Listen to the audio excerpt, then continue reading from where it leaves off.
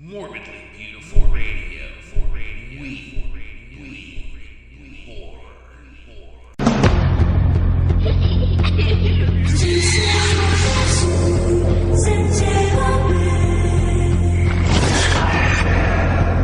Did you hear the one about the man who can't be destroyed? He was buried alive. What more can you do to a human being?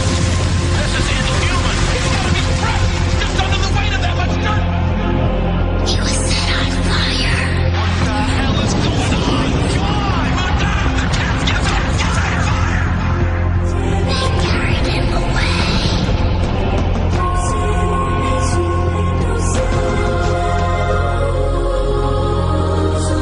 But he keeps coming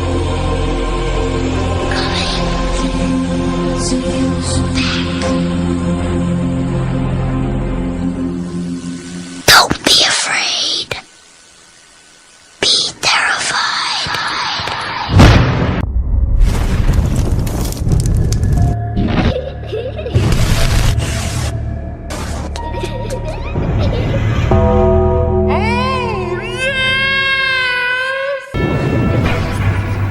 As I lay me down to sleep, I pray my soul is mine to keep. My soul and never step outside this bed, never into all the evil. Now back from the dead. Are you scared? Be here.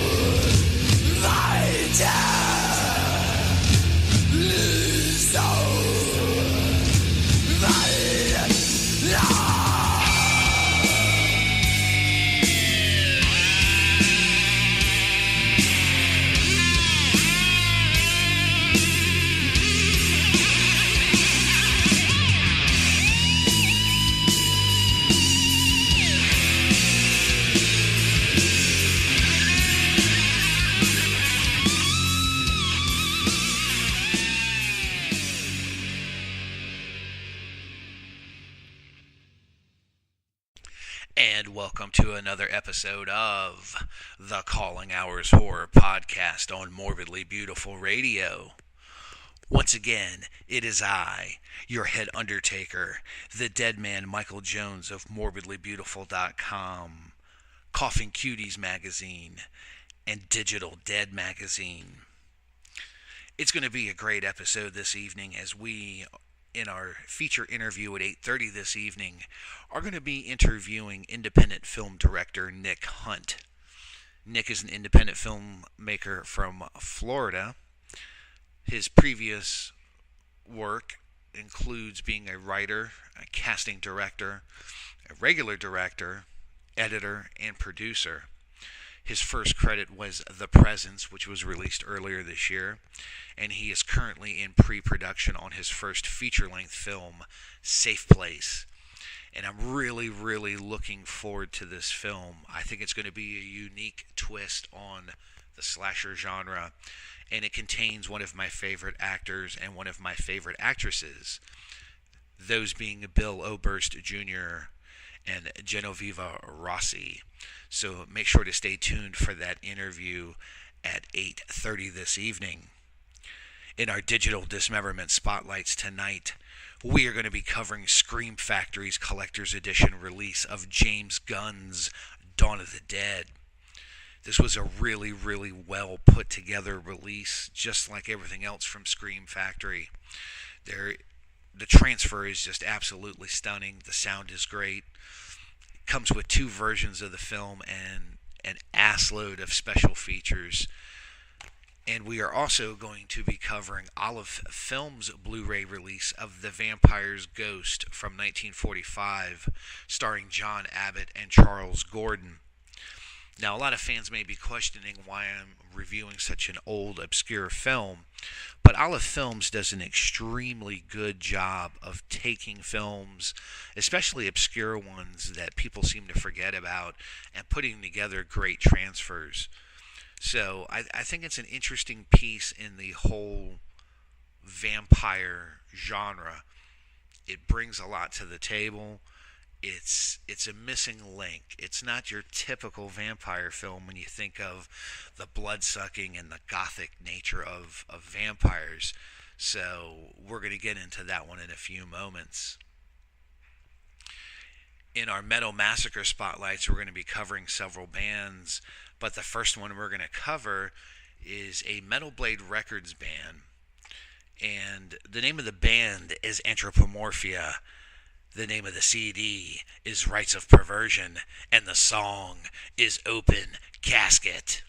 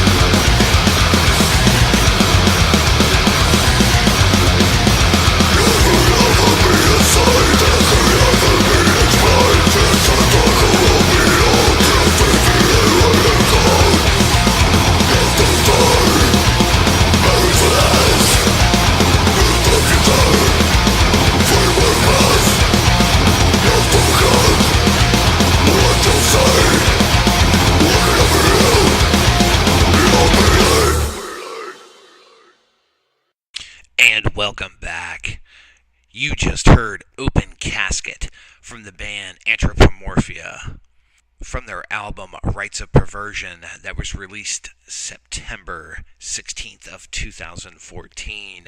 Make sure to head on over to Metal Blade Records to hear all of the latest from this band and many, many more.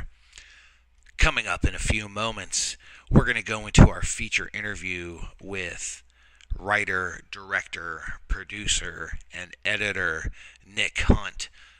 And we're going to talk about his upcoming film, Safe Place. But before that, it is time for some digital dismemberment.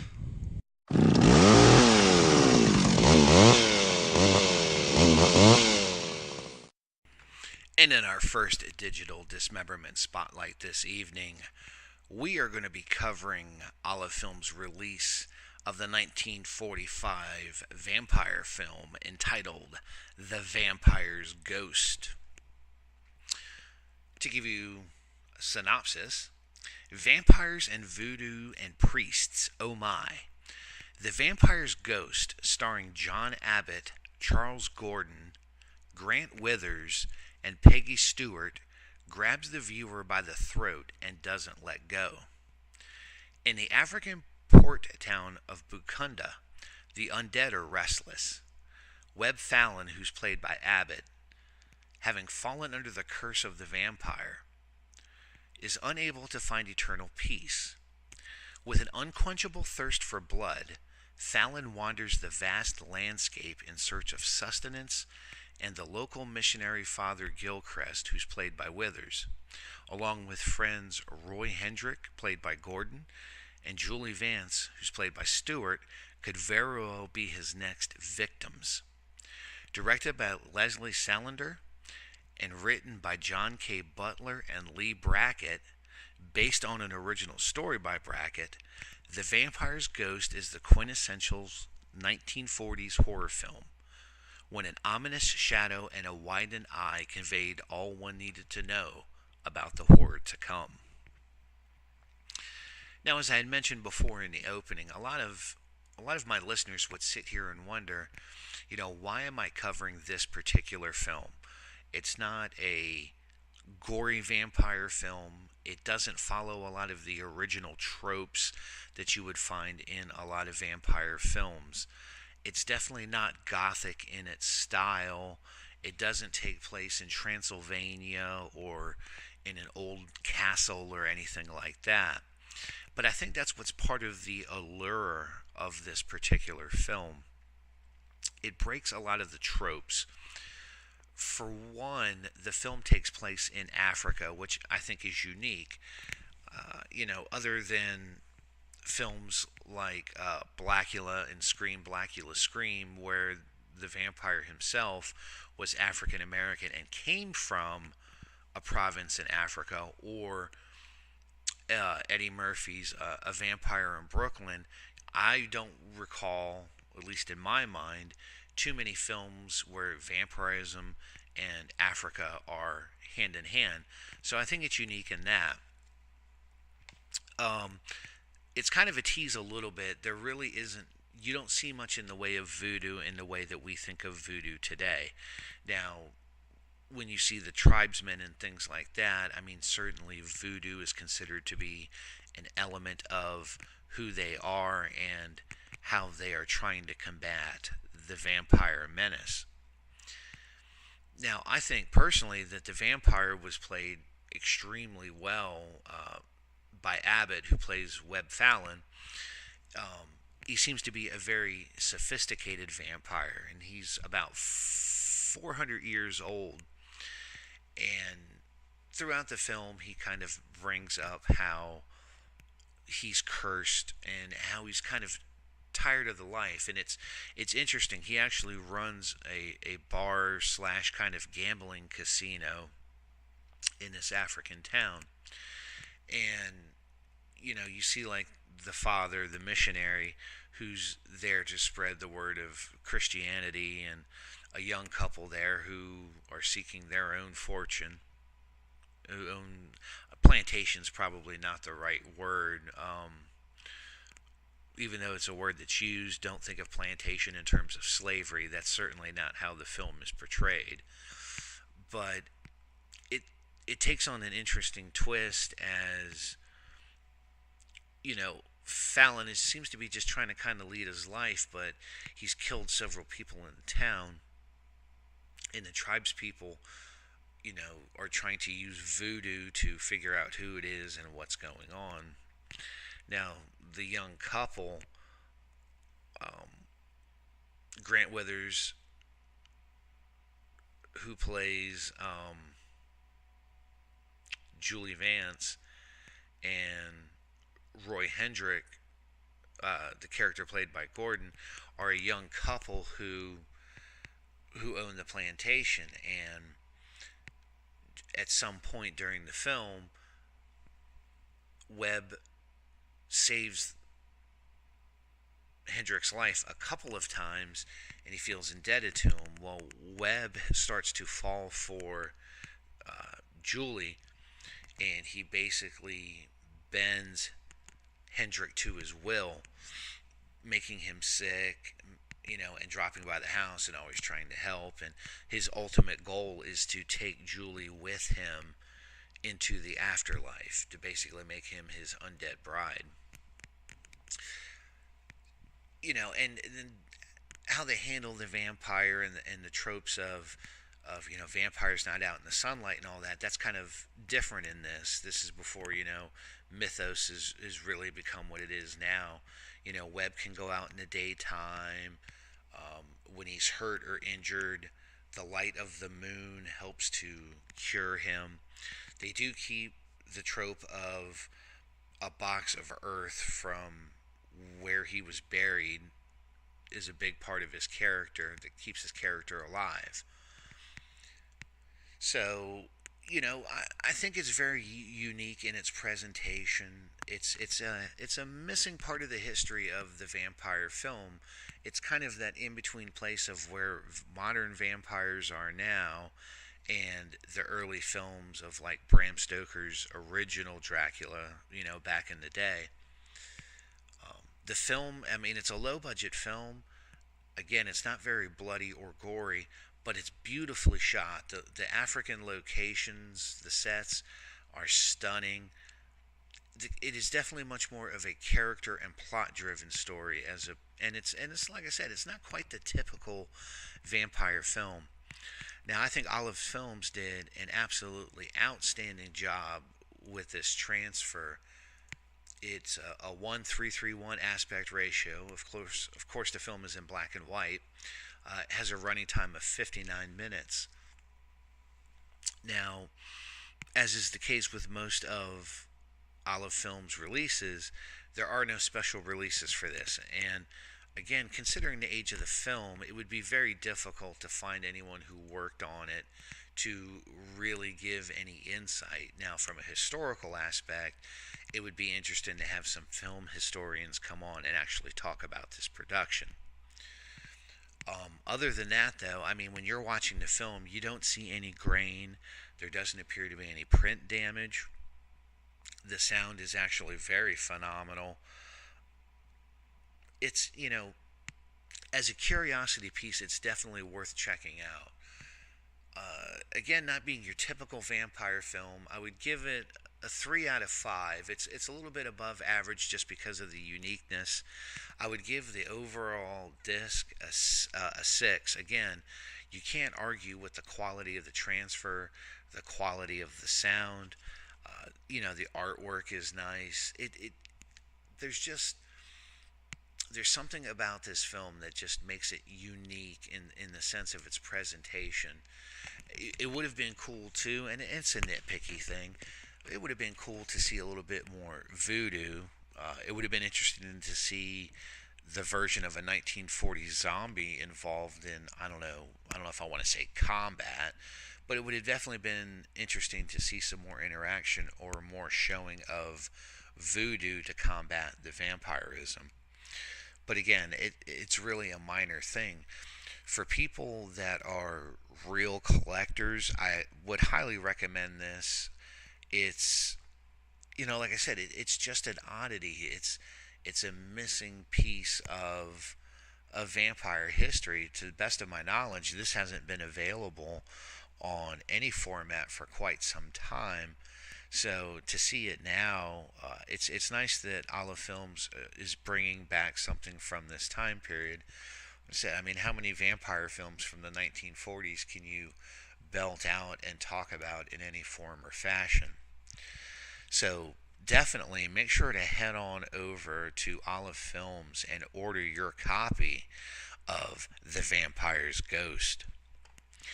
In just a few moments, we're going to get into our feature interview with writer, director, producer, and editor of Safe Place, Nick Hunt.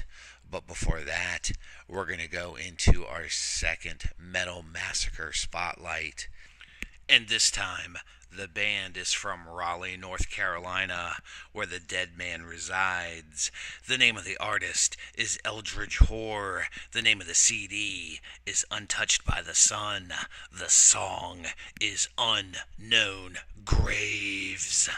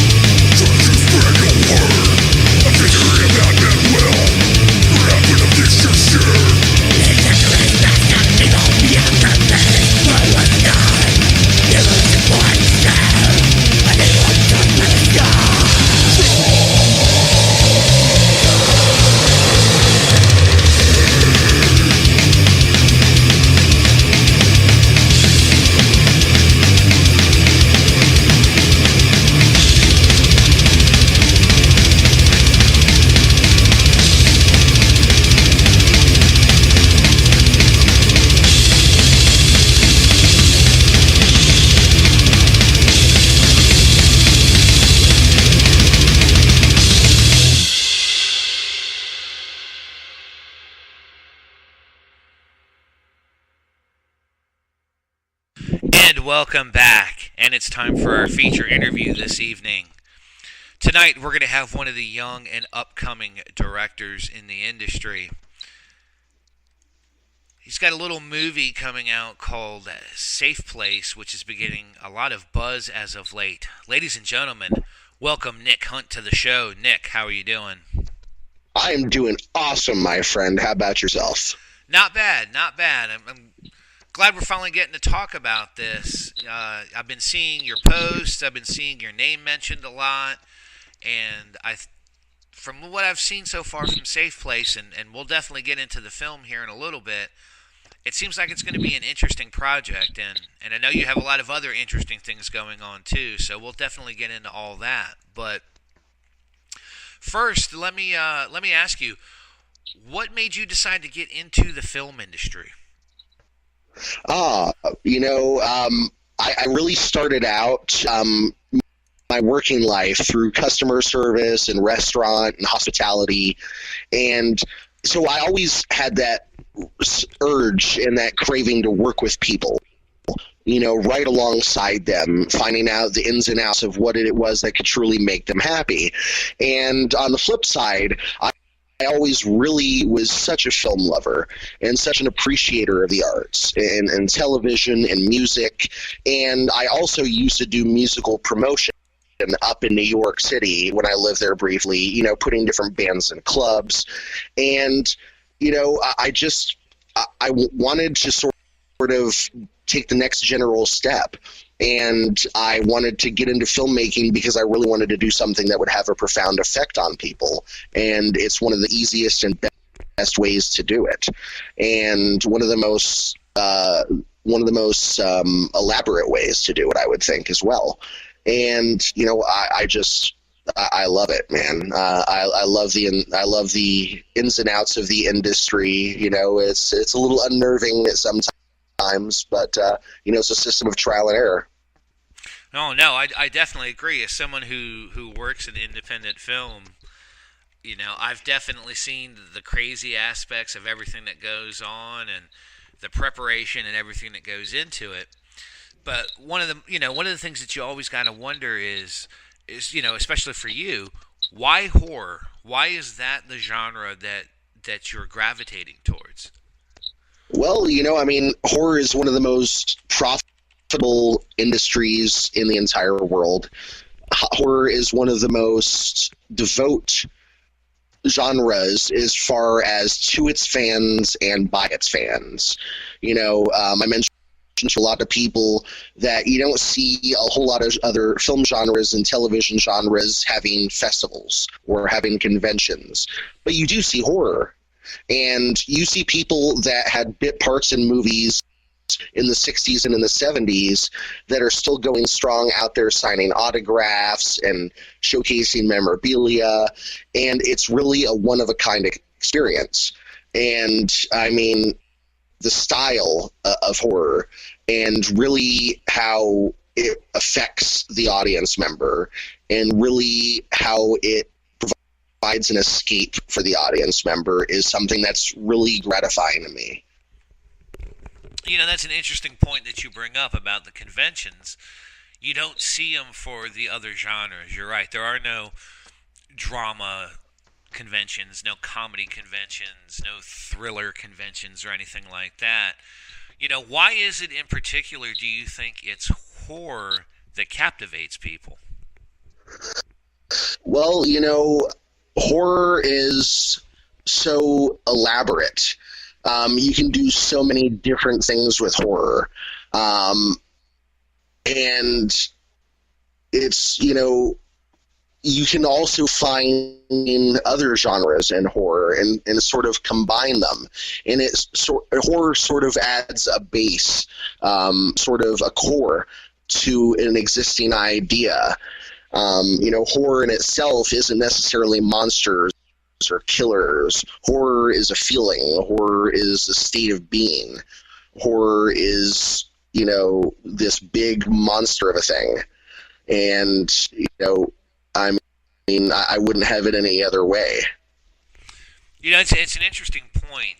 Horror films are basically based off of urban legends, the tales that we tell ourselves to set our public and social boundaries, to keep our children in line.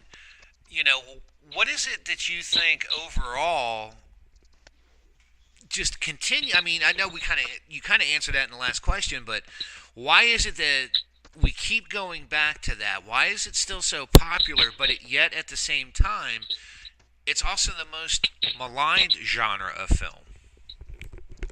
Well, I think it's the success and the desire for the macabre that sort of scares the hell out of the general consumer and the general executive. Because in one sense, horror is extremely popular and extremely profitable, but it's also an extremely big risk for a studio or for a company. And that's something that we really have to deal with as independent filmmakers, that at the end of the day, horror is a very, very tricky science when it comes to the audience and when it comes to selling and when it comes to feedback. And unfortunately, it's sort of tantamount to it's sort of the same rule for conventions. You don't really have that in a lot of other genres where things are necessarily pick and poked as elaborately as horror is. And I think it's sort of a underlying desire to see horror fail, and then at the same spectrum to see horror succeed. Sort of a challenge against the creators. Yeah, again, that's an interesting aspect and a funny way to look at it. A good example of that, in my opinion, would be the original Friday the 13th series.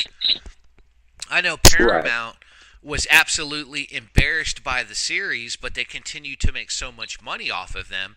They continued to make them and continued to make them and continued to make them. And I find it interesting that, a lot of films that you could look at that are not considered horror films are technically horror films. I mean, you look at things like, say what you want, Silence of the Lambs to me is a horror film. Yes. It has that psychological aspect. It has that scary character, and it's funny how they normalize it now to where horror is not horror anymore. I mean, I don't know if I would throw Twilight in there. I mean, it was horrific. I don't know if it was a horror film, but I don't want to digress on that too much. Now, again, you have Safe Place coming up. And you're talking about the independent aspect of things. So let's talk about some of the independent things, and then we'll get into how they lead in a Safe Place. Right. Now, what are your thoughts on crowdfunding? I know it's a useful tool for up-and-coming filmmakers to try and get their projects out there. It's a good way to get people to notice the projects. But one of the things that I've noticed is that you're starting to see the bigger budget studios and the bigger names using crowdfunding to get some of these quote-unquote bigger projects out. Do you feel that crowdfunding should be something that is more for the independent film director? And should the major studios kind of step away because they're already making money? Well, I mean, in a way, crowdfunding in itself is incredibly diverse in its complexity, because you generally, in order to have a successful crowdfunding campaign, you have to have something notable and flashy and direct and right there in the marquee in front of the viewer in order to get them to click on your link and then to even consider opening up their wallet to then take out their credit card and give you money. And the reason I say that is because few and far between do crowdfunding campaigns really succeed now. And that's because you really have to have a name in either your cast, either your director, or some sort of involvement, maybe even the company. That's, maybe you've already been offered worldwide distribution by Lionsgate, but they want you to, something like that. You know, there's so many different ways that crowdfunding can be approached, but a lot of people think that they can just throw anything on crowdfunding, and that is also true for the studios. Now, I don't really think it is selfish of the studios. If anything, I think it adds almost a sense of personal touch and personal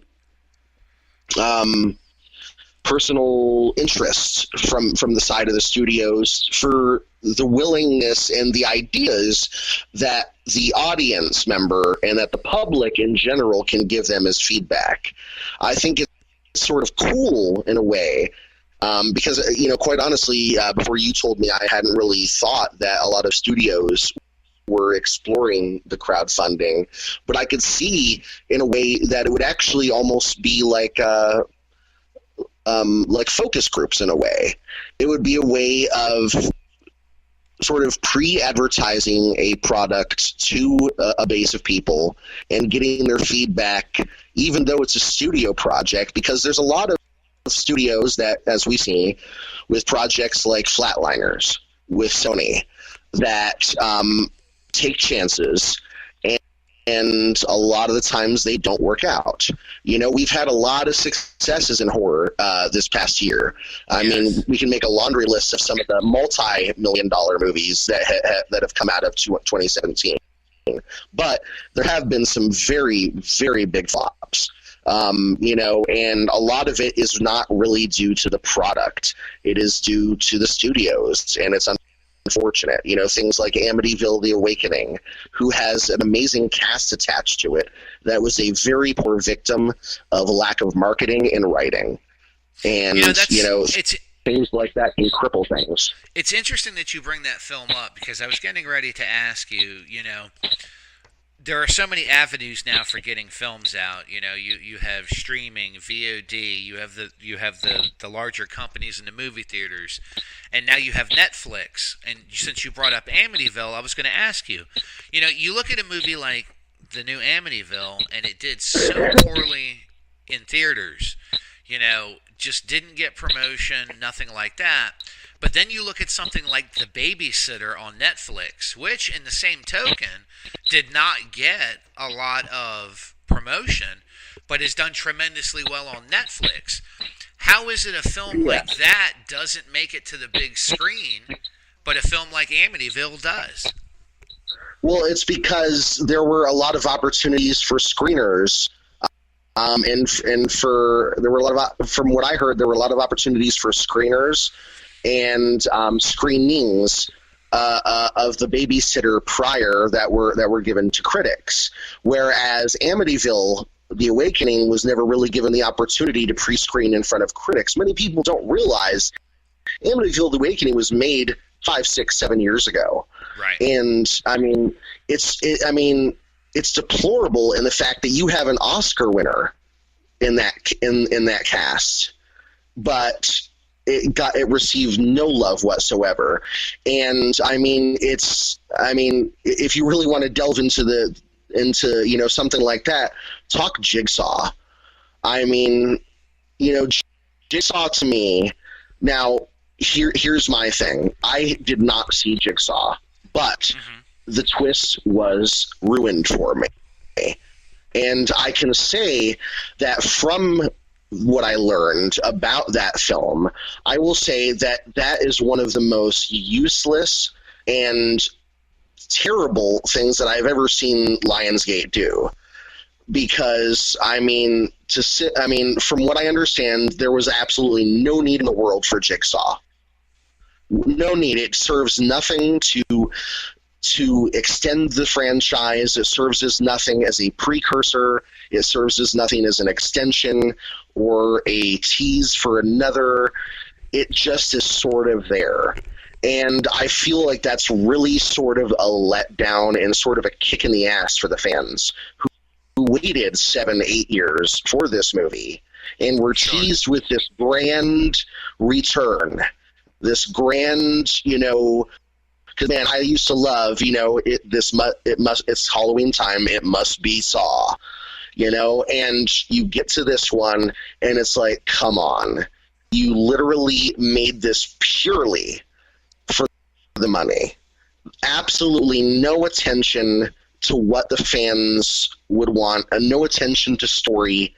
It's very, very disappointing that some of these debut filmmakers and some of these younger filmmakers can make more of an impact on a standalone film than they can on a franchise.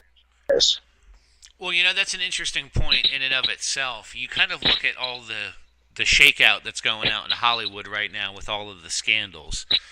Your Harvey Weinsteins and your guys like that. So certain empires are falling. And we're starting to see a resurgence in horror, of course, thanks to movies like It. Yeah. Are we going to do you feel like as an independent filmmaker, we're going to get to the time, I've always wondered about that, they sink, 30, 40, $50 million into a horror film and then expect that it's going to make this grand return at the box office.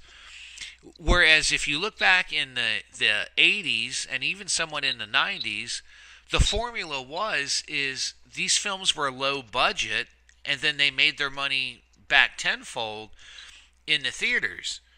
Do you think now that things are shaking out the way that they are in Hollywood that we're going to see a return to that formula?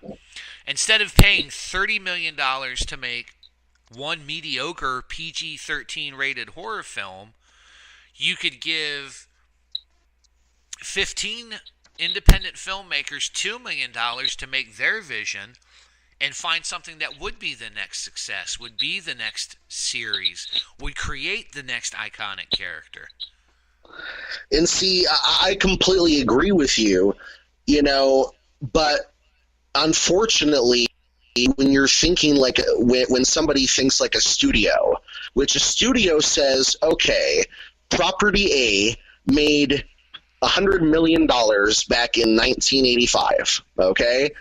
It is perfectly reasonable that Property A, if we bring it back in some way, shape, form, or fashion in 2018, will make double that. Why? Because we can count on the fact that it is a marketable concept that has worked before. But a lot of the times, that's really backfiring. But with the way that Hollywood is going right now, there's such an opportunity.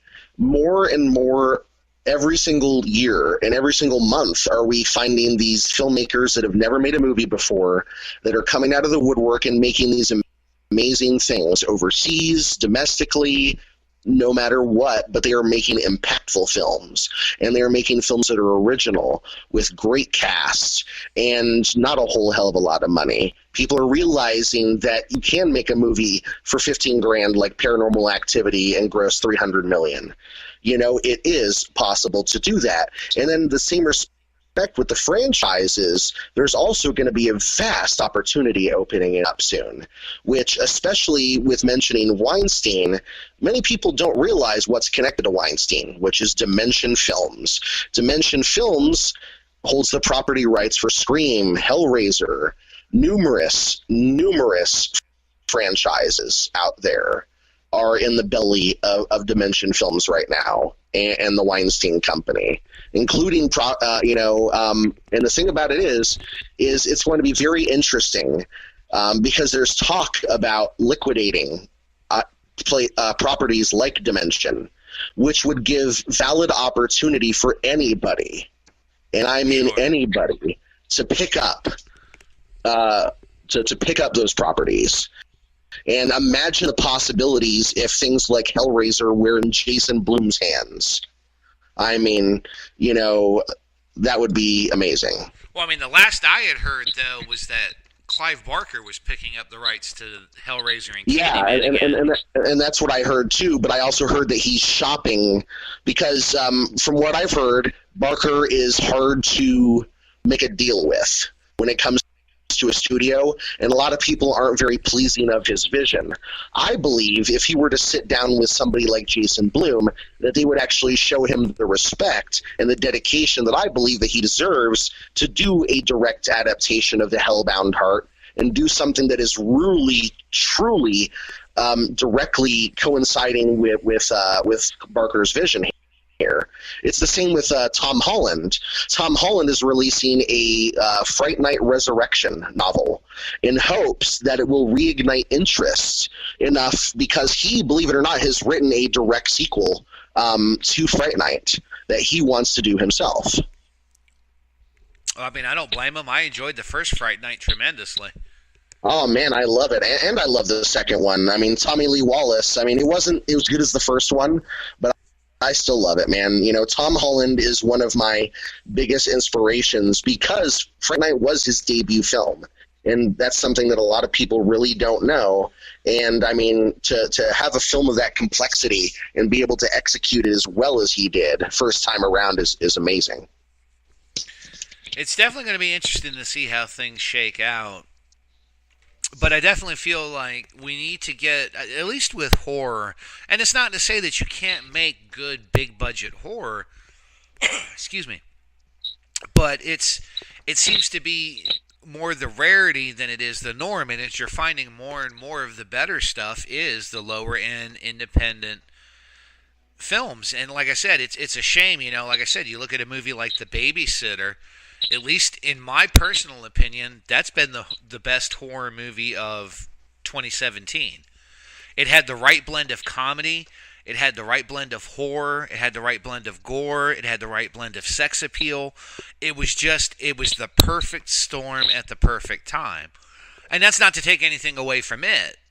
But but you're looking at two entirely different levels of horror as well. Oh, I got to tell you, you know what was a really badass movie that I saw that came out this year? Better Watch Out.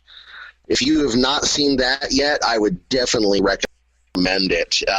You watch it and you think it's going in one direction, and then it completely flips into a different direction. And it's one of the most brutal films I've seen this year, and it all involves a cast, 95% of them that are under the age of 18. I'll have to look into that one for sure. So let's move into Safe Place now. Let's talk about your upcoming film here. Kind of tell us. I know you don't want to spoil anything, but let's try to take it from the genesis. Where did you first develop the idea for Safe Place? Safe Place actually came into fruition about 10 long years ago. I had wrote this little screenplay for a very basic slasher film called Static. And it was essentially about just a regular guy who manipulated people from like a shortwave radio to come to his farm home, and then he would kill them. And after a while, I just sort of got away from the concept, and I started working on other things, and, life just sort of got in the way. And then about 2.5 years ago, a friend of mine who I was living with in New York got a hold of the script and wanted to do something with it, and he happened to work for a studio. But I told him that, let me tackle it before you do anything. It's my baby. And so I sort of went full throttle with it. I went through a few different writers trying to find the right person that would really bring out the new story that I wanted. And I knew that Safe Place would really sort of want, this updated modernization. And I wanted to, make it grounded. And so I got the idea of really doing something for the horror fans by the horror fans, giving you guys, the audience, the fans, a slasher film that only improves upon sort of the dust cover that has been on slasher films since the 1970s. And what I mean by that is that we know how to update our premises. We know how to update the aesthetic and the look of our slasher films, but we really haven't updated the way that we write our slasher films and the way that we write a lot of our horror films in general. We still write the characters the exact same way. We still write the jock as the dumb jock. We still write all the women as over-sexualized and dumb, and we still, write, people that are in the LGBTQ community as over flamboyant. And it's something, we don't live in, and I've mentioned this phrase before, but we don't live in a married with children society anymore. Sure. We don't live in a society of stereotypes, and we are also not dumb as horror fans. And so I sort of constructed and worked with writers to construct the ultimate slasher movie. And I'm talking about, what if you no longer had the people making the stupid decisions that you saw them make? You saw people actually fight for their lives. You saw people that you cared about, a story that you cared about. You didn't see the cars that wouldn't start. You didn't see the cell phones that wouldn't work. You didn't see people tripping over nothing. No, you saw people that went through hell, and despite what they went through, either lived or died.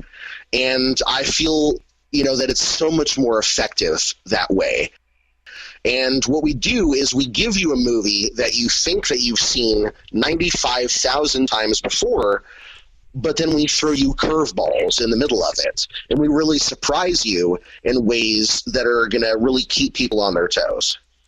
Now, let me ask you about that, because I like the idea of what you're trying to do. You're trying to kind of go past the typical tropes of horror. You're right. The genre hasn't changed a lot in terms of the way the slasher films are done.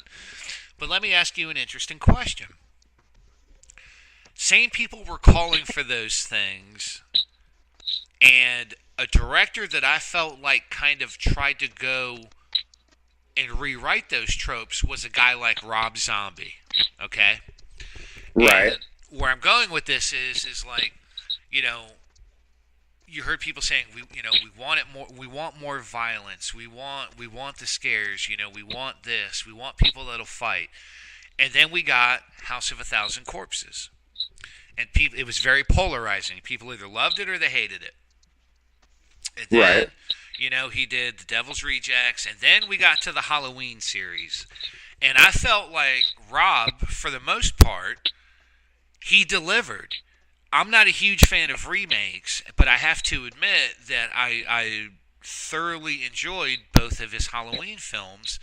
But to this day, people still shit on them because they felt like he messed with the tropes.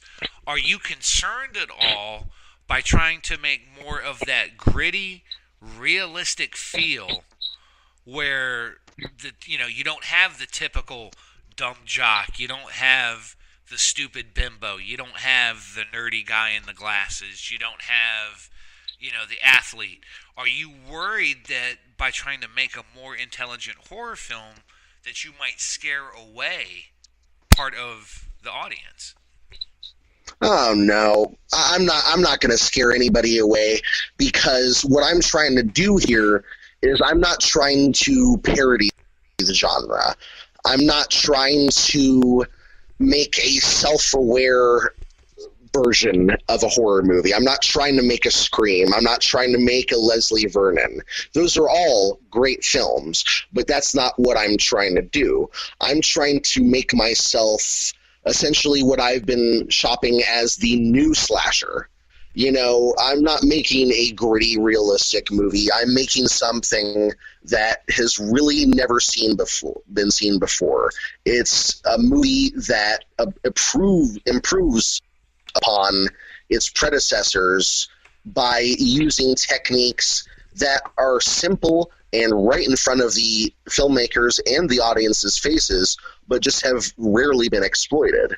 And, with Rob Zombie and the way, the reason that people got and still are upset about those is because it wasn't established prior that they were essentially stand-alone films. When they were marketed essentially along the premise that they belonged to the Halloween canon.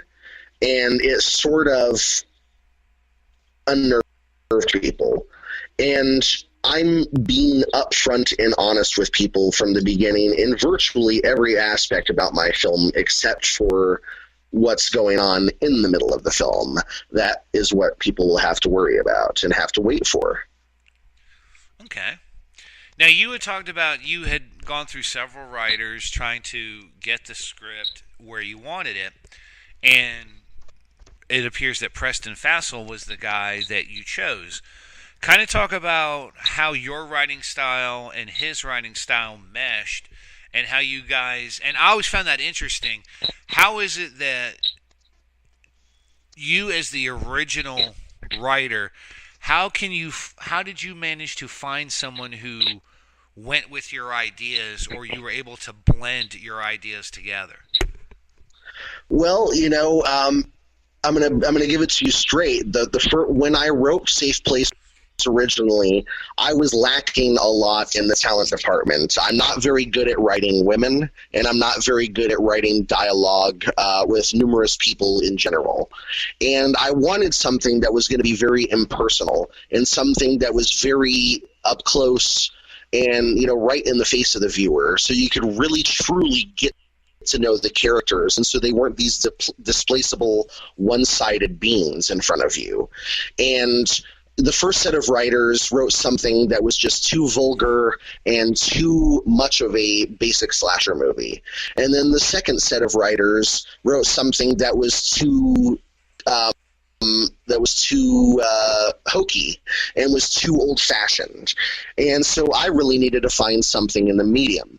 And so I approached this amazing writer who wrote this New York Times bestseller called Our Lady of the Inferno. And him and his writing partner just knocked it out of the park.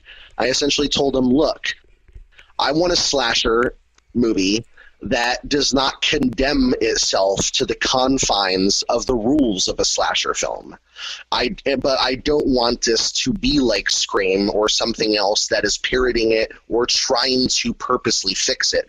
I don't want to let the viewer know that I am trying to fix the things that they love or shit on the things that they love. No. I'm just trying to show them that I want to show the most amount of love to this project and the most amount of love to the continuity and to the execution, so I can make sure that I give the viewer the most absolute 100% most devoted project I can.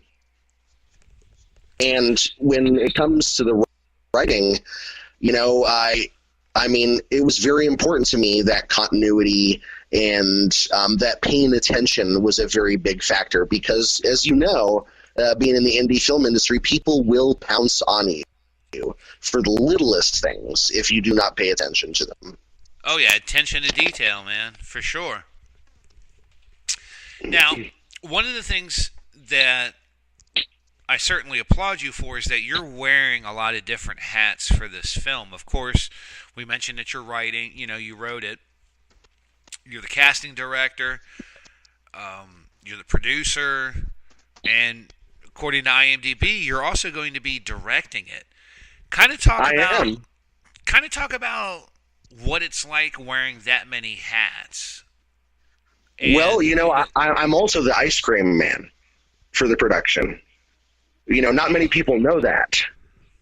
So it was I guess it was a failed joke.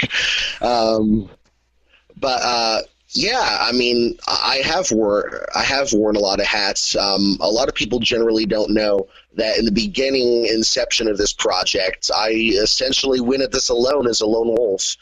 I didn't have a whole lot of people backing me, and now it's pretty much a case of, a man is only as strong as his team, and I have a lot of loyal people that have been with me from the beginning, some newcomers, but I truly would not be where I am if it weren't for the people that have been in my life throughout this project.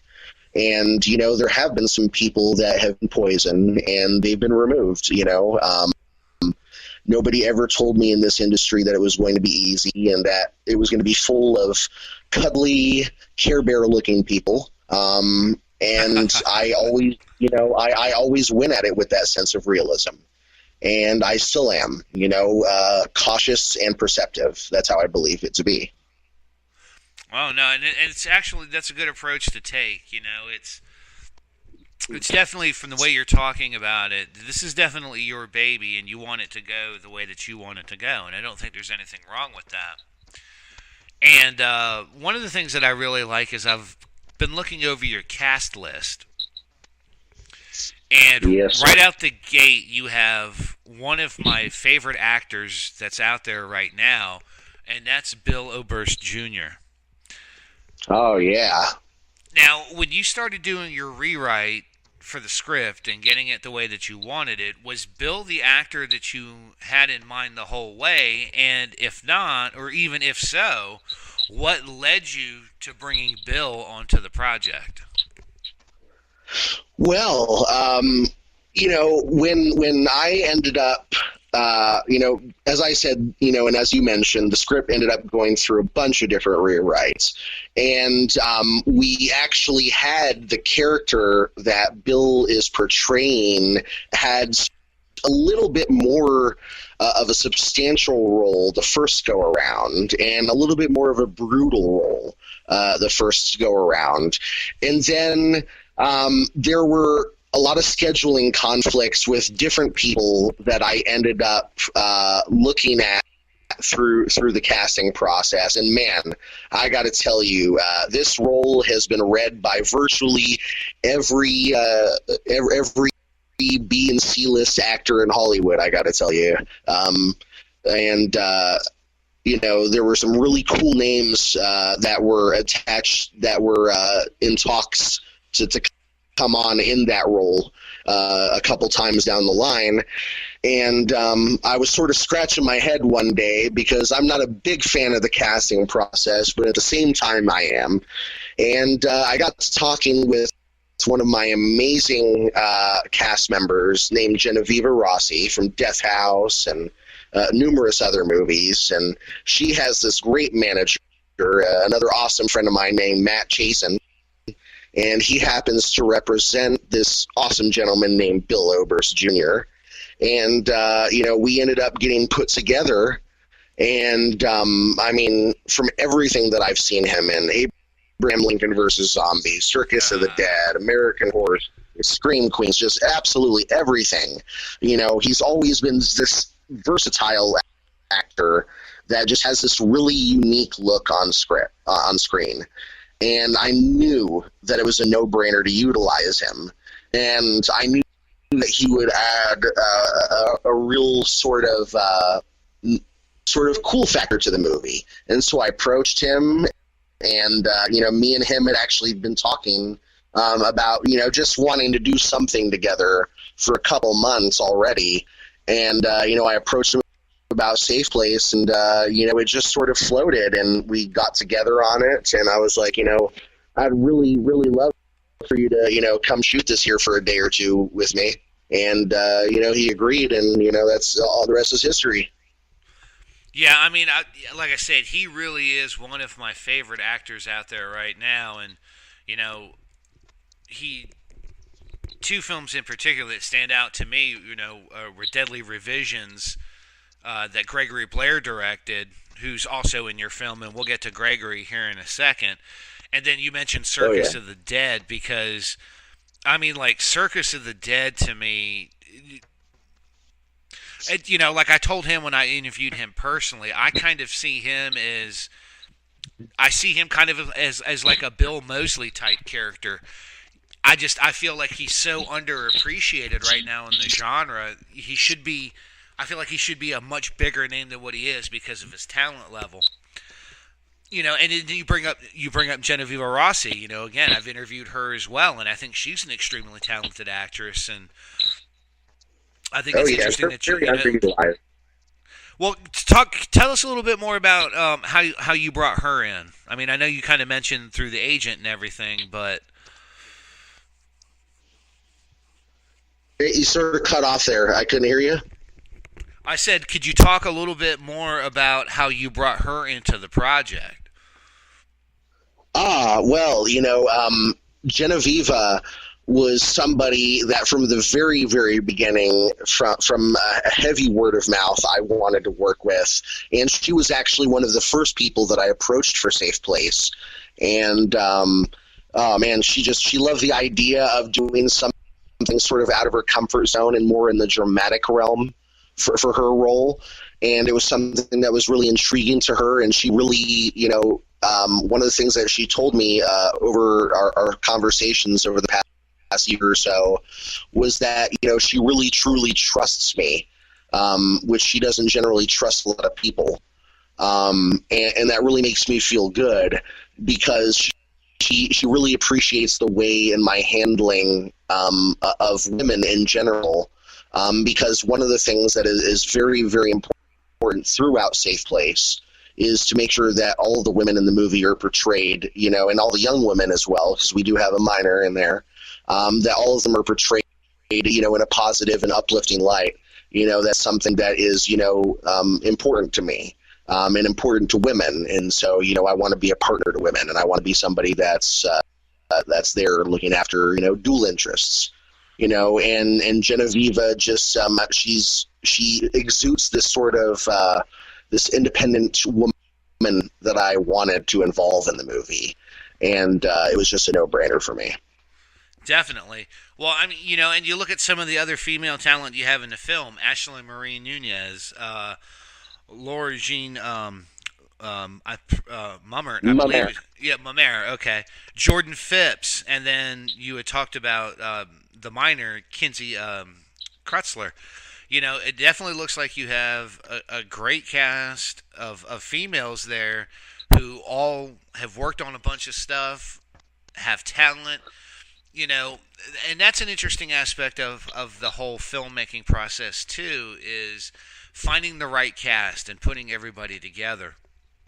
Oh, yeah. Yeah, I mean, and you can't forget Alice Winkler from Space Babes from Outer Space, and Gabrielle and Henry from Blood Widow. I mean, we have some. I mean, I sort of established an Avengers team of indie horror people here in this movie, and the casting is the one thing that I've gotten praised multiple times for. Well, I can certainly see why. I mean, like I said, it really is a who's who in the circuit right now. And you had talked about how you don't necessarily enjoy the casting director portion of it, but how did that make you feel, knowing that, when you look at this list of who you've got in this film now, there are a lot of films out there that would kill to have this cast list. For you, how do you feel like it's, of course, because you guys are still going to be filming and everything, but talk about just finding that lightning in a bottle. Well, a lot of people not only praise me for my casting, but praise me for my process. I'm very, in a lot of the ways that I do things, I'm very unconventional. Many people don't spend onwards of 2 years building a pre-production presence for a movie and building a following. Generally, they wait a couple months before a movie's released, or, when it's first going in front of the cameras to do any sort of promotion. And that's sort of the way I do my casting. I don't generally do auditions. A lot of the time I go by word of mouth, and I like to give opportunities to people that generally aren't given opportunities. When I'm building projects, I like dark horses. I like underdogs. I like people that I don't see utilized, but that couple people that I really truly believe in, or that I know that I can trust, have had good experiences with these actors, then I know that they should deserve to be in my movie, or they deserve to be in this project. And it's sort of, I like to generally do things like, when I have people read for things, I tell them, I don't give them direction. I tell them, I want you to develop what you think that you should show me. I want you to put everything into what you want to show me, but I want you to pick it out, because I feel it's more organic. I feel that the casting process, I mean, it's the movie Starry Eyes, where a young woman is going through the arduous casting process. I don't want, casting is already so confined, and I always hear these horror stories about how these young men and women are made to feel deplorable, and not even young men and women, but older men and older women as well, are made to feel deplorable for trying to fight for, medial jobs or medial positions. And I don't feel people should need to fight for these types of things. If it's an opportunity, it's an opportunity. If you're good enough, if I like you, I like you. But I don't feel as though I should have to make people fight tooth and nail for something like that. I'm not that big yet.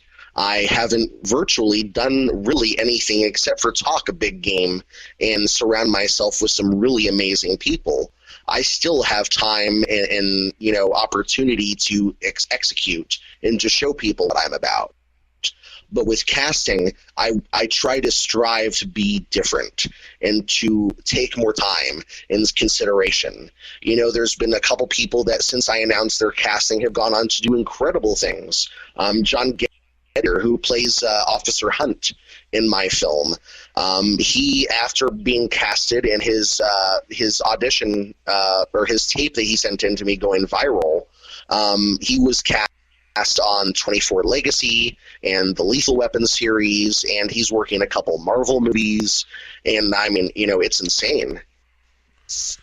I mean, it's nice to hear that you don't use what here we in North Carolina call the good old boys network. It's nice to see you go outside the box, and it's nice to see you give opportunity to up and coming people that are trying to break into the industry, or people that don't get noticed as much in the industry. So I certainly applaud you on that end. Now, one of the other guys in particular that I wanted to bring up, because he'll be the guest on next week's podcast, and that is one Gregory Blair. Yeah. What a guy! He directed one of my favorite movies, like I had mentioned, Deadly Revisions, and he sent me a copy of Garden Party Massacre to screen, and he and I have discussed. Lucky. Yeah, I mean, what a guy, though. Now, talk about how you met Gregory and then how you got him involved with Safe Place. Oh, man.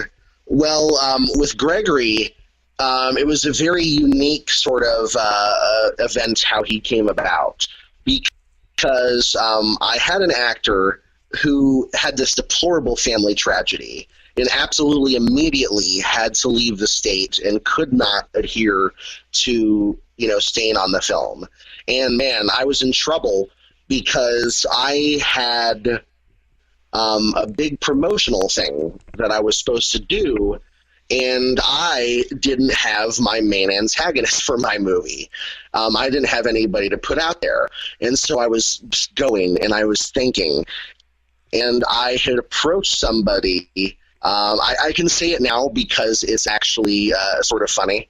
I actually approached Alex Vincent from Cult of Chucky and Child's Play. No kidding. Yeah, I had actually approached him, and he really liked the script, but scheduling just was working against us. And this was the second or third time that me and Alex had tried to jump on a project together, and it just fell apart because of background scheduling shit. And I was like, I was so torn up. And I ended up watching this little short by a friend of mine named Alex, and I saw Gregory, and I started Googling him, and I started, looking for other stuff that I could watch him in, and I was like, this guy sort of has like a Doug Bradley-ish, sort of young Al Pacino sort of thing about him, and I think that he could really bring out something in this character. So I was like, I generally don't do the audition process, but it would really mean a lot to me if you would do a monologue for me. And so I picked out, and this was the one and only time I've ever done this. I had him pick, I went and I picked out this part in the script, and I had him monologue it and had him film it in the dark. Under shadow, in front of his web camera, and I trembled when I heard it. And immediately, I offered him the role. There was no ifs, ands, or buts about it. I had to fight with a lot of people that had not heard of him, but like I said, man, I love to give people opportunities for bigger things. And there's just some people, there's some people that I constantly, I always vowed, when I was watching TV shows or movies, man, this guy, I always see this guy in the background or this woman in the background, but I never see her in a starring role. Or, man, this person, I think they would really develop from being an asshole or really develop from being a serial killer or something like that. Man, and I really want to approach them. And that's basically how it ended up coming about. I hear you. Well, with Safe Place, I'm really looking forward to seeing how it develops. I certainly hope that once you have it done and completed, I'm hoping that I'll be one of the guys that gets to screen it, get it up on Morbidly Beautiful, have you back on the podcast for that.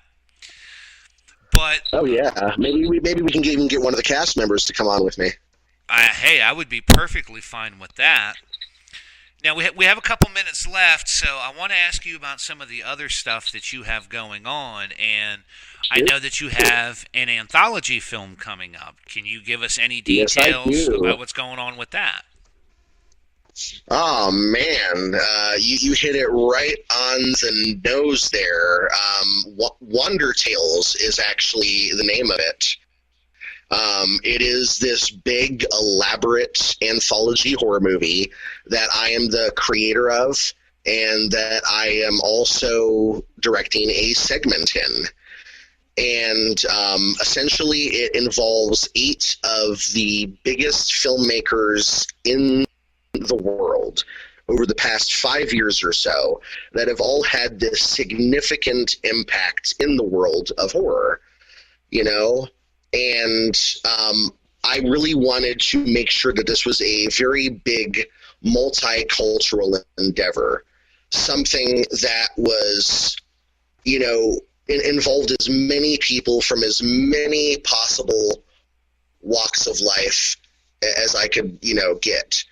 And so I started thinking of who would really be the superhero team of horror filmmakers.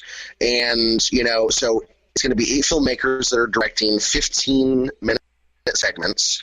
And so far I have Todd Nunez, who directed All Through the House, starring Ashley Mary Nunez, who stars in Safe Place. And he's also directing the remake of Don't Look in the Basement, entitled Death Ward 13, later this year. I have Javier Attridge, who he directed this amazing, award-winning Chilean found footage horror movie called Wakuf, The Origin of Evil. Amazing guy. And, of course, yesterday I announced that Billy Pon, the director and creator of Circus of the Dead and Dollboy, is actually going to be joining us in directing a segment as well. You could not have made a better choice. I am firmly behind Billy Pon. That guy, he just knows how to do it, man. That's, he's got his own little petition up. He wants to bring the Texas Chainsaw Massacre back to Texas and do it. And I'm telling you, I was so stoked when I saw that you had his name attached to this. Oh, yeah, man, and that's not even the icing on the cake. There's still 4 other filmmakers, not to mention the fact that we're going to be announcing a separate 5th other filmmaker that's going to be directing and writing the wraparound story. So I mean, it's going to be very interesting over the next couple months. Some of the names that we're going to be announcing, both men and women. I want to be able to make sure that people know that this is not going to be a strictly male endeavor. That men and women are going to be all over this thing, and we're going to have some really awesome people that are really going to surprise the hell out of some people that I've gotten all these names together. And I'm kind of glad to see that you're doing an anthology, because I kind of feel like that's a lost art in our genre, and it used to be a staple. Briefly, can you tell us why you decided to go the anthology route?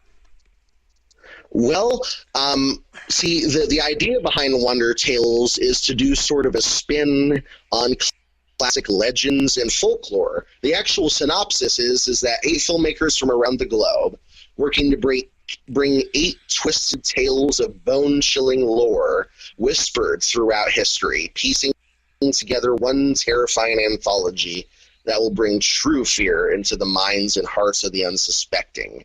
And I'm talking about nothing is off limits. Urban legends, classic folklore, for instance, and this is a exclusive for the calling hours.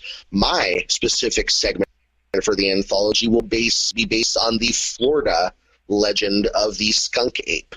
Oh, nice. Very Yes. nice. And with urban legends and with fairy tales and with classic folklore, especially from all around the world, places like Chile and Texas and Canada. I mean, you are going to have some incredible. There's so many ideas for stories. From people's childhoods. Well, I'm not going to ask you to spoil it, but for some reason, I think Billy Pond in Texas, and I've just got this creeping suspicion about chupacabras or something like that. I don't know. Well, see, the one really unique thing that is going to sort of add a really interesting aesthetic to this anthology is that every single filmmaker will be given their own budget. They will be allotted to choose their own writers and film in their own chosen locations, so that each and every filmmaker will have their own personal aesthetic to their exact segment, as opposed to something like VHS, to where everything is filmed generally by the same camera with the same people. This is going to be everybody's own individuality. Now, I can't speak to any of the storylines, but I gather to think that there's going to be a lot of interesting different creature features and sort of other, ghost stories and witch stories. And, oh man, nothing's off limits when it comes to fairy tales and folklore. Oh, man. Yeah, I'm going to have to hit Billy up later on and talk to him a little bit about this, because I'm certainly intrigued by it. And like I said, I think it's a good thing. The anthology is something that's been missing from our genre. A well-done anthology, and this looks like it's shaping up to be that. Oh, yeah. I always told myself if I was going to do an anthology, I would really have to get some good people. I didn't want to get, no disrespect to anybody, but I really wanted to get the elite team of people that have really been involved in horror and are really making an impact out there. And I really think that with all the people, once the signatures are on the dotted line, I think people will be extremely happy with the rest, with the last 5 choices that I have coming out. Well, I know I can't wait. You let me know, and I'll make the announcement on Morbidly Beautiful, so don't worry about that. Absolutely, man. So, what other little hidden gems do you have coming for us in the future? Because I know a man like you isn't just sitting on these 2 projects. Oh, no. Well, I'm actually so I'm doing something that's sort of out of the horror realm, sort of out of my comfort zone, which I'm actually acting as creator and producer for a drama called Speakeasy that is going to be shot all the way over there in the West Coast in Los Angeles, and it's actually about the fallout from sexual assault in a couple. And I think it's going to be, I'm doing it as a very positive project that is completely 150% nonprofit, that can encourage people to speak out and to report, and at the end of the day be something that's really positive and uplifting, and really use my connections and my notoriety and my circle of people for good, and try and do something good for people. And I have some amazing people involved that are involved in Safe Place and otherwise. I have Lara Jean Lemaire that's starring in it, as well as she's producing it with me. I have Jordan Esso, who amazing character actor out of LA and theater actor who happens to be the brother of Alex Esso from Starry Eyes and Tales of Halloween. And then I have Maria Olsen, who you might remember from Percy Jackson and the Olympians, The Lightning Thief. She was in Paranormal Activity 3, American Horror Story Asylum. Oh, yeah, she's a great actress. Starry Eyes. I've interviewed her a couple of times as well. Oh, yeah, amazing. And Gregory Blair is actually starring in it as well. And it's being directed by a dual female team of this amazing actress, producer, director named Ali Rivera out of California, who she starred in a couple midnight releasing films called The Raking and The Wake, and she's also dipped her hands in a lot of different projects. And then we also have Stacey Lane Wilson, who just won Best Feature at, I think it was Zed Fest for her Fetish Factory. And I mean, that's shaping up to be such an awesome project with so many cool people involved, you know? And I mean, besides that, I'm actually going to be hopefully prepping a documentary to shoot at the end of next year. Because this film that I'll be shooting a documentary with happens to have a 25th anniversary next year. And fingers crossed that I'll be able to put that all together because it's going to be something that's really, truly for the fans. And it's going to be for young filmmakers as well. I think people are going to get a really good, big kick out of it if I could pull this off because it involves one of the bigger horror franchises. And, I think it's going to be some really interesting stuff. Plus, Safe Place is the first in a trilogy. So, there's always more Safe Place coming. And, you never know. It's... Yeah, I've heard rumors about this last project you were talking about, and if the rumors that I'm hearing are anything that are true, I'm definitely intrigued by that. I definitely think it's covering a film that I think a lot of people have questions about. There's a lot to go with that, and I'm really excited for you. Should it be able to come off the ground the way that you're hoping to? So when the day comes that we can actually talk about that, bet your ass I'm going to have you back on the podcast to talk about it. Oh, absolutely. I'm crossing my fingers and hoping and waiting patiently. Well, we're right here at the very end, but before I let you go, man, tell everyone where they can find you. Talk about your social media, websites, any place people can go to find information about you, Safe Place, and any other work that you're doing. Well, I'm actually a very simplistic guy as well as this brand is, so you just need to go to facebook.com/safeplacethemovie. And from there, you can find links to dozens upon dozens of different articles, podcasts, pictures, all sorts of stuff that is, all about Safe Place, its cast, its crew.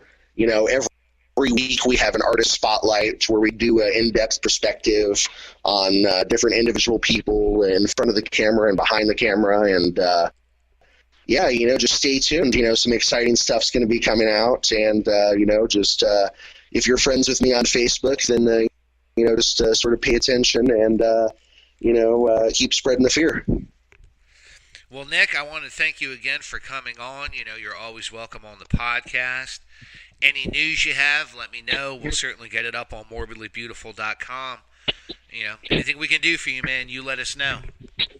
Absolutely, man. Got to stick together in this industry. You know it. Well, like I said, thank you again for being on. Ladies and gentlemen, you've just heard the interview with Nick Hunt from Safe Place.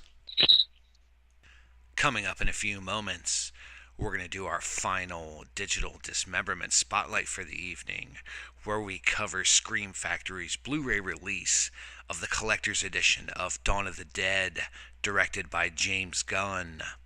But before that, we're going to do our final Metal Massacre Spotlight. The name of the band is Behemoth. The CD is The Satanist. The song is O Father, O Satan, O Son.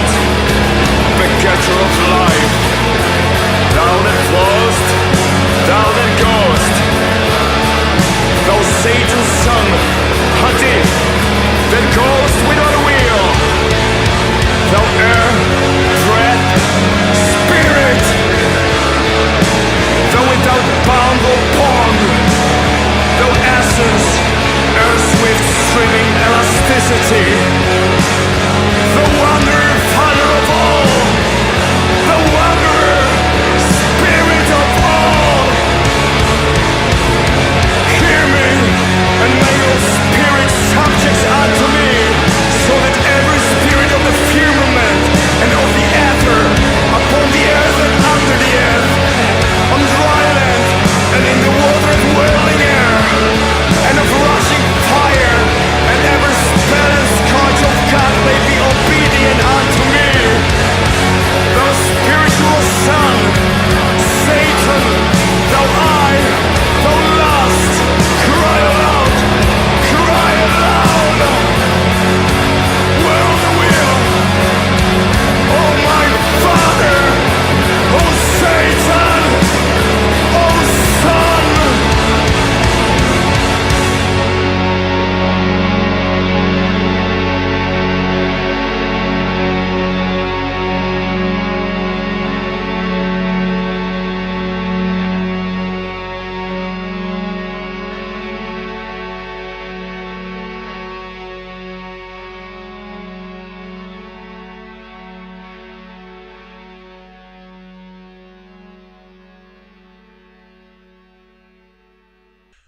And welcome back. You just heard O Father, O Satan, O Son from Behemoth off of the album The Satanist. But now, once again, ladies and gentlemen, it is time for some digital dismemberment.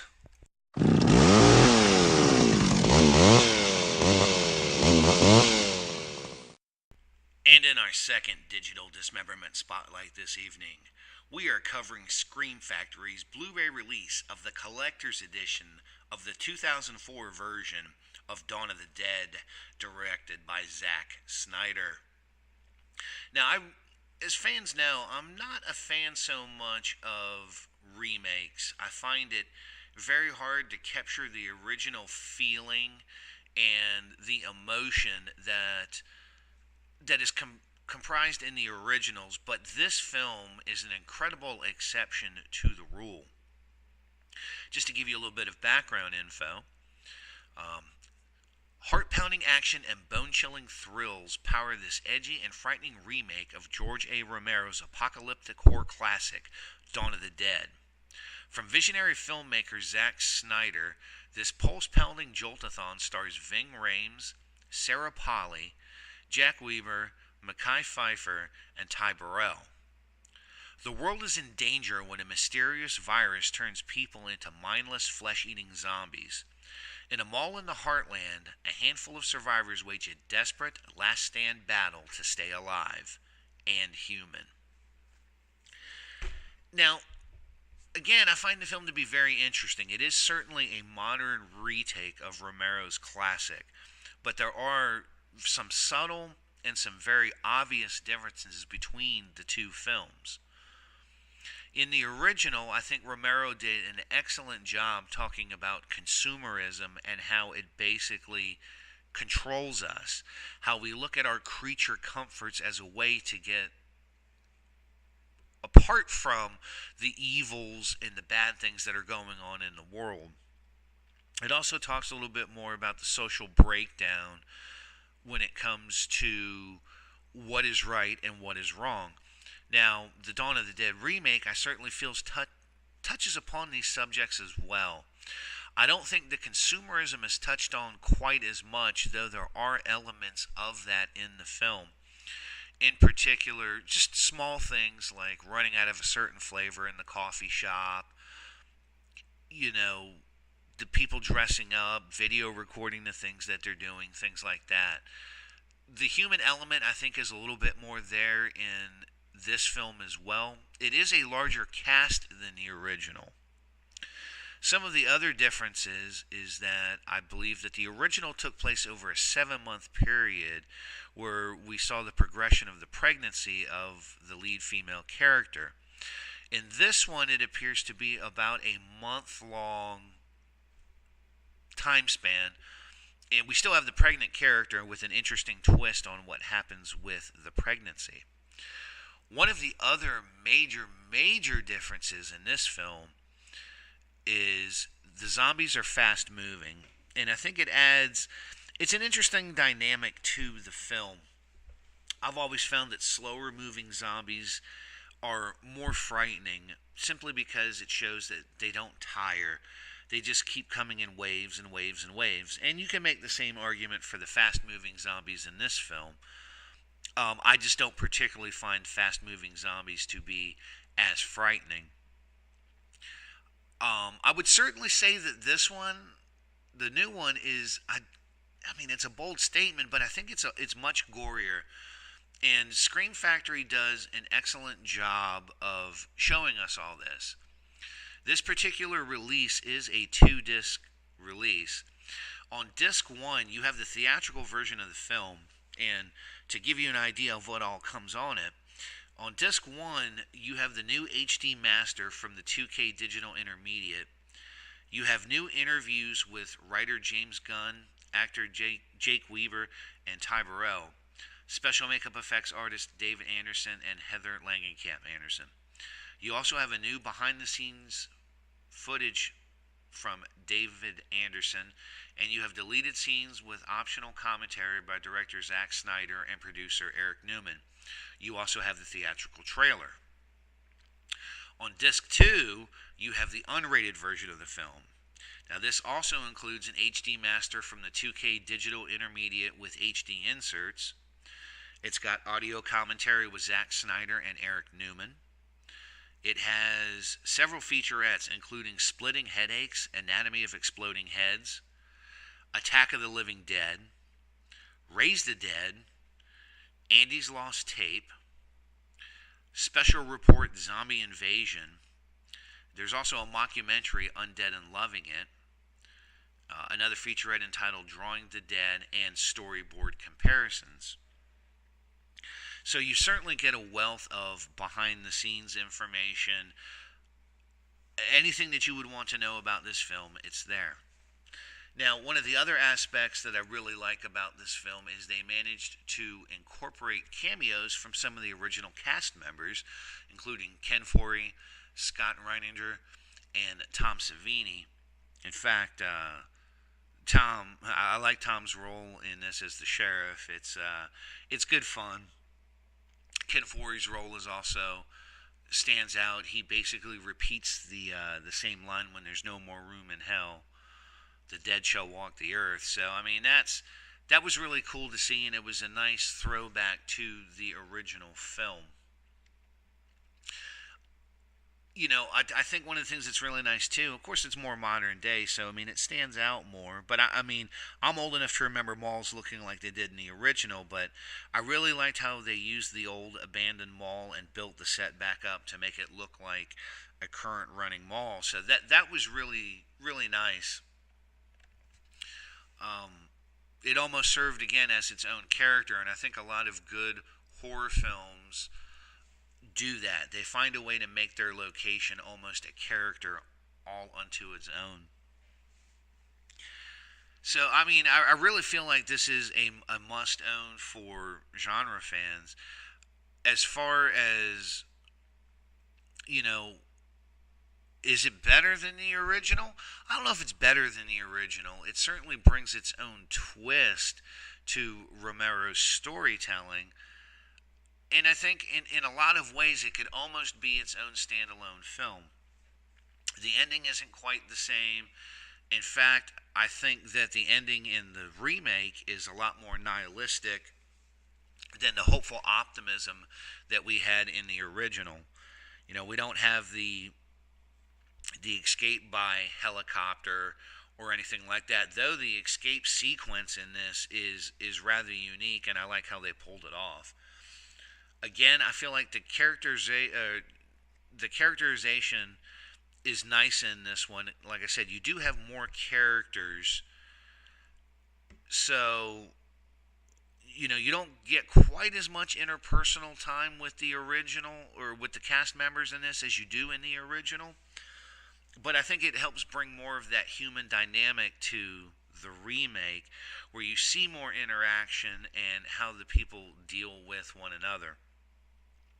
Overall, I would give this movie a 4.5 out of 5 stars. Again, for me, that's really high praise for a remake, as I feel like most don't cover it. But this was actually something that was enjoyable. I remember seeing it in the theater, and again, Scream Factory did such an excellent job putting this release out. As far as a Blu-ray rating goes, I mean, I have to give this a 10 out of 10. There is so much new stuff. We have the new masters. We have these new interviews, the behind the scenes, all of the featurettes. I mean, anything that you want to know about this film is basically included on this disc and makes it a worthwhile addition. Whether you're a zombie movie fan, a Zack Snyder fan, whether you're a fan of any of these actors, it definitely is the definitive version of this release. So I would tell you to head on over to Scream Factory or your local big box retailer and get this. I think the packaging is quite exceptional too. I love the new artwork on the cover. So get this, enjoy it. You know, it would be a great date movie, something like that. But definitely a must for zombie movie fans. Well, ladies and gentlemen, we're at the end of another episode, and I think it went really well. I would like to say thank you to my guest, Nick Hunt, and I wish him all the success in the world for his new film that's getting ready to be made, Safe Place. I look forward to seeing it, and I hope we hear some more information from him soon about how things are going on the set. I'd like to say thank you to our musical sponsors like Metal Blade for getting us such great music for this evening. ANTROPOMORPHIA and Behemoth, and of course the local Raleigh band Eldritch Horror. So we can look forward to more great music from all of them here in future podcasts. Also want to say thank you to Olive Films for sending us our Blu-ray copy of The Vampire's Ghost for review. And of course, thank you to Scream Factory for sending us our review copy of the Blu-ray of the collector's edition of Dawn of the Dead, the 2004 edition, directed by Zack Snyder. So we're going to have some interesting guests coming up in the next couple of weeks, so make sure to hold on and get ready for some of the mayhem that we're going to have. And until next week, ladies and gentlemen, this is the Dead Man signing off, telling you all to rest in peace.